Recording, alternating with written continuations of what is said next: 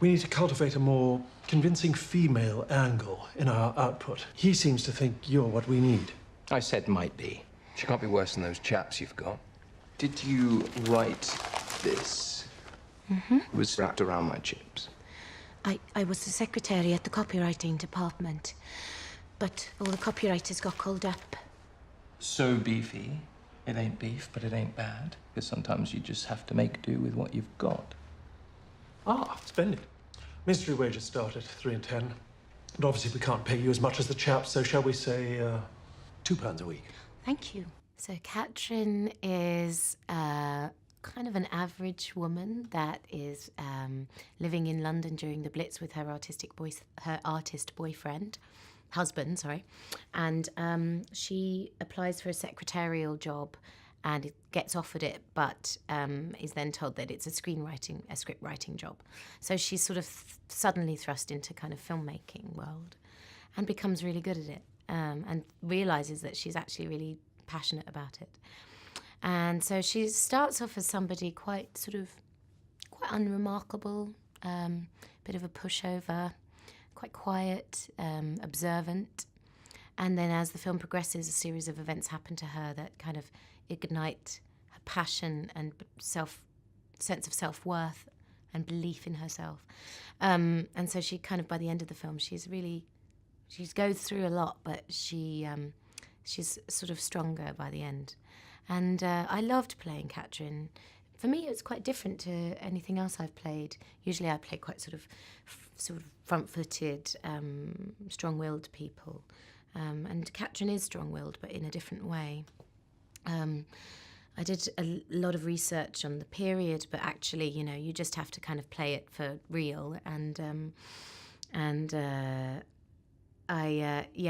also my character Katrin is inspired. She's inspired by a real woman called Diana Morgan, who was a script writer for Ealing Studios, who was also a Welsh woman brought on in to write the nausea, or the female dialogue, the women's dialogue, and was a woman in a man's world, you know, working in this very sort of fast-paced, macho kind of environment, and who did actually become a really respected writer, but unfortunately uncredited for a lot of her work. But yeah, so I was trying to kind of do her justice. And it makes me think how wrong we've been playing Uncle Frank for laughs. Yes, he's a drunkard and a clown, but he's also all those people who gave their sons to one war and now their grandsons to another.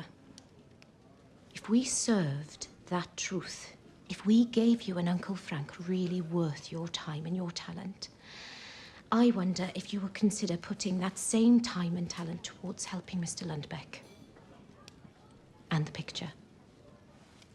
In our film, the film that we're making is to boost morale and to give hope, but it's also a film that needs to connect with people in a genuine way. I think, you know, really the message of this film is about how powerful storytelling is and how necessary it is. This was a time when the government was sort of, you know, giving a lot of time and money to the war, to making film, because people needed it. But, you know, if you compare it to nowadays, you know, propaganda filmmaking, it's a tricky subject. Don't really know what the good message is, actually. I think back then we knew that what was going on was pretty bad from the other side, so we were fighting the good fight and making things for the greater good.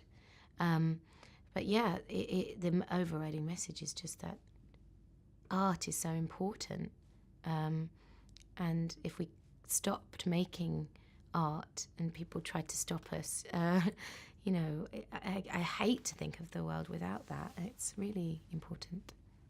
So just a dash of humour, and then further along. Excuse me. Hello. Hello. Oh, certainly. We should be home by tea. Oh, no. It's just that the caption at the end's going to be, "He's not listening, but the enemy might be." It's a joke for women who think their husbands never pay attention. So if you start answering her, well, the caption won't make sense. I wrote it, the scenario. I'll be in my dressing room. If anyone needs me. He's such a lovely man, and he's so talented. And just to watch him work was really something. Like, I had to remind myself to act in the scene and not just go, oh, wow, that was really good, you know? He's so brilliant. It was a real joy. And he just made everyone happy, and he can just raise his eyebrow and you're in floods of laughter or floods of tears. He's a really great actor.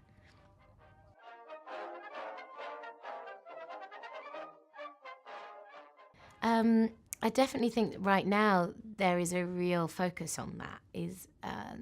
A lot of people have been speaking out about it, and so, you know, there's a real, especially in the UK film industry, I think that there's definitely, you know, an eye on that with the Bechdel test, and, you know, and also, you know, just it's been in the press so much that we need more good role models, or not even just good role models, just more female-centric stories. But then I think about those amazing films of the 1940s and 50s, like with Bette Davis and Katharine Hepburn, and I think, well, you know, they were great parts too. I think it's just sort of kind of, you know, we went through a bit of a weird time, and now we're coming into a new phase for women in film, which is a good thing.